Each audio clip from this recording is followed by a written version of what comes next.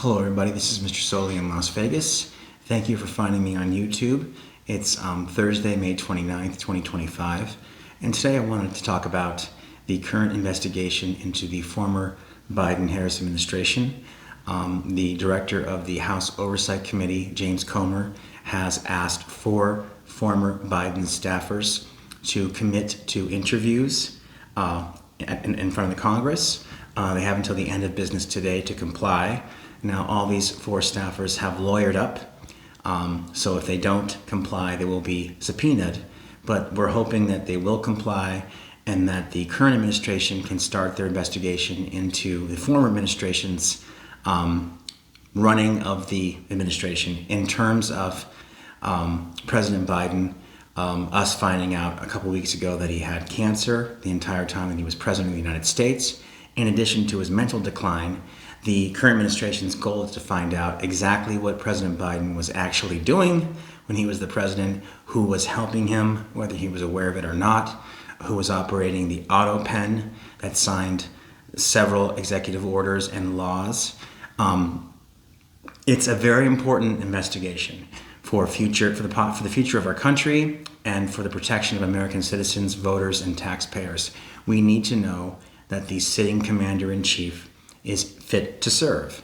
And it appears that President Biden was not fit to do so. As early as 2020, maybe as early as 2029, as 2019. The investigation is ongoing, it's just begun. But this is a very, very serious investigation, and this should not be a partisan issue. Democrats and Republicans should be on board in finding out who knew what and when, how much President Biden was actually acting as the executive of the country and how much he was not. We know for a fact, for example, on January 20th, 2025 of this year, while President Biden and Vice President Kamala Harris sat in the rotunda while the transfer of power was happening from their administration to the Trump administration, while President Biden was sitting there, his auto pen was signing executive orders. Was former President Biden aware of this? Did he authorize someone? Was there some kind of written authorization, some kind of paper trail saying that the folks who were operating the auto pen had his permission to do so? We don't know those answers. And so far, the Democrats have not been very forthcoming in helping. So, hence, James Comer's, the director of the Federal Oversight Committee's move to ask for interviews. And if these folks do not submit to the interviews, there will be subpoenas. But we will get these people in front of the Congress. They will be investigated. There might be depositions. But I think we can all agree that if there was any kind of wrongdoing, that it needs to be addressed and there needs to be legal repercussions. It's a terrible precedent to set for future presidential administrations that the commander-in-chief, if he or she is not fit to serve, can remain in office. There is a 25th Amendment in the Constitution designed explicitly to remove a president who has become unfit to serve. It appears that President Biden would fall into that category. We're still trying to get to the bottom of that.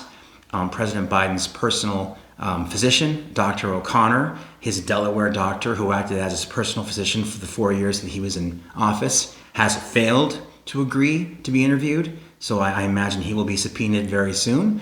But this is the very same doctor who gave President Biden a clean bill of health up until January of 2025, when we found out a couple weeks ago he had stage 4 prostate cancer.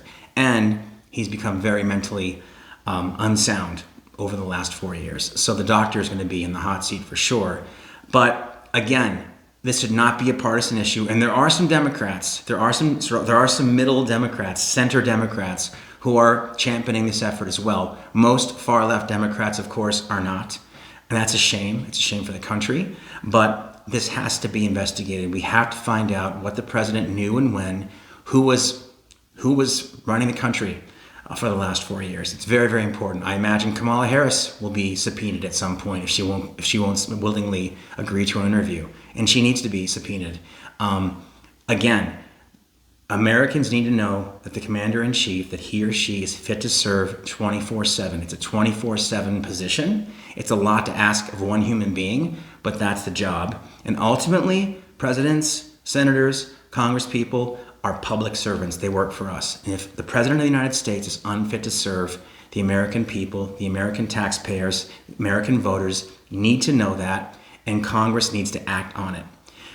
Thank you for your kind attention today. I appreciate you finding me on YouTube. If you like this content, please like, comment, share, and subscribe today. Thank you very much.